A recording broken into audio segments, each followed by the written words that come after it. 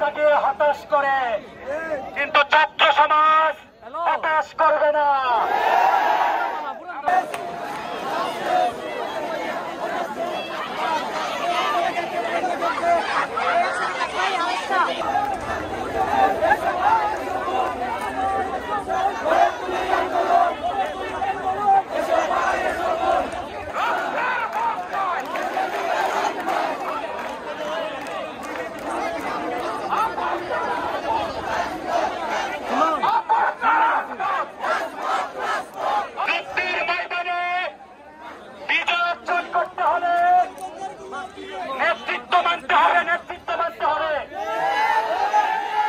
আমরা যারা কিশোরগঞ্জের বিগত 1.5-2 মাস ধরে আন্দোলনটা চালিয়ে আসছি, আমাদের সমন্বয়ক টিমেরা কাজ করছে প্রায় 30 জন।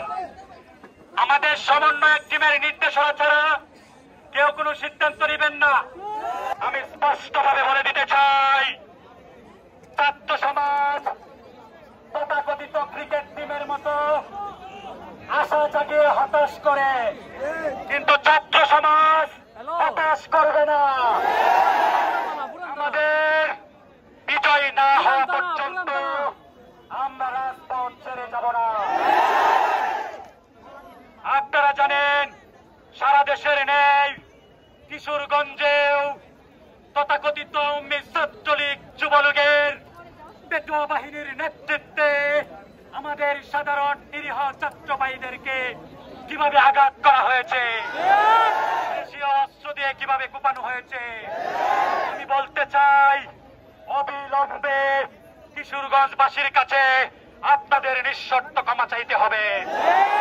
অন্যথায় কিশোরগঞ্জের আপামর ছাত্র সমাজকে সাথে নিয়ে গণ আদালত দোষীর বিচার করা হবে। আমরা আজকে দেখেছি, আমরা আজকে দেখেছি সমন্বয় একটা কর্মসূচি ঘোষণার পরে ডিজিএফআই এবং আওয়ামী দুষ্কৃতিকারীরা বিভিন্ন ধরনের প্রোপাগান্ডা চালিয়েছে। তারা বলেছে কিশোরগঞ্জে কোনো কর্মসূচি নাই, সাধারণ ছাত্ররা দাবি মেনে নিয়েছে।